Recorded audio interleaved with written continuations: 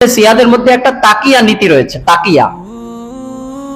তাকিয়া নীতি মানে মানুষকে ধোঁকা দেওয়ার নীতি, বিশেষ করে আহলে সুন্নাত ওয়াল জামাতকে, মানে আমাদেরকে ধোঁকা দিয়ে তারা নেকি অর্জন করে, এটা তাদের আকীদা। একজন আহলে সুন্নাত ওয়াল জামাতকে যত ধোঁকা দিতে পারবে একজন শিয়া, তত নাকি তারা বেশি নেকি পাবে। চিন্তা করুন, সাহাবীদের সম্পর্কে তাদের আকীদা জানেন?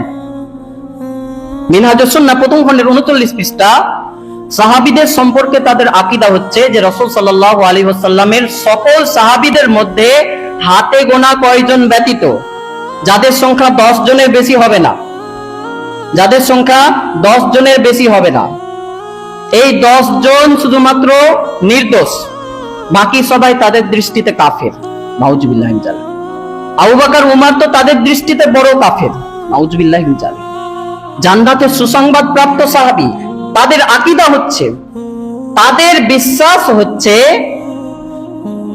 শিয়া লেখক লিখছেন মুহাম্মদ ইবনে ইয়াকুব আল কুলাইনি তার ফরউল কাফি তৃতীয় খণ্ডে 224 পৃষ্ঠা, সে লিখছে যে যে ব্যক্তি ফরজ সালাতের পর আবু বকর, উমর, উসমান, মুয়াবিয়া, আয়েশা রাদিয়াল্লাহু আনহা এবং হাফসা রাদিয়াল্লাহু আনহা এর উপর অভিশাপ বর্ষণ করবে, সে আল্লাহর অতি নৈকট্যশীল বান্দা হতে পারবে। নাউজুবিল্লাহি মিন যালিক।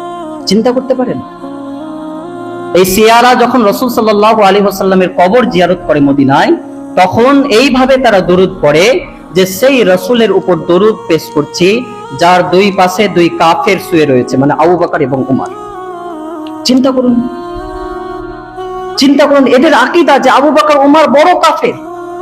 এবং আয়েশা রাদিয়াল্লাহু তাআলা আনহা, উম্মুল মুমিনিন আয়েশা রাদিয়াল্লাহু তাআলা আনহা, আমাদের মা সম্পর্কে তাদের আকীদা হচ্ছে যে আয়েশা রাদিয়াল্লাহু আনহা একজন জিনাকারিনী মহিলা। নাউজুবিল্লাহি মিন যালিক। বনু মুস্তালিক যুদ্ধে সাফওয়ান বিন মুআত্তাল রাদিয়াল্লাহু আনহুকে কেন্দ্র করে মুনাফিকরা যেই কথা রটিয়েছিল, যেই জেনার কাহিনী তারা রটিয়েছিল, অথচ আল্লাহ তাআলা তার পবিত্রতার বিষয়ে কোরআনের আয়াত অবতীর্ণ করছেন।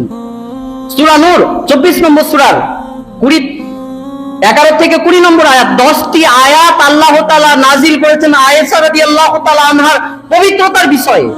এরপরেও এই শিয়ারা আয়েশা রাদিয়াল্লাহু তাআলা আনহাকে একজন জিনাকারিনী মহিলা মনে করে।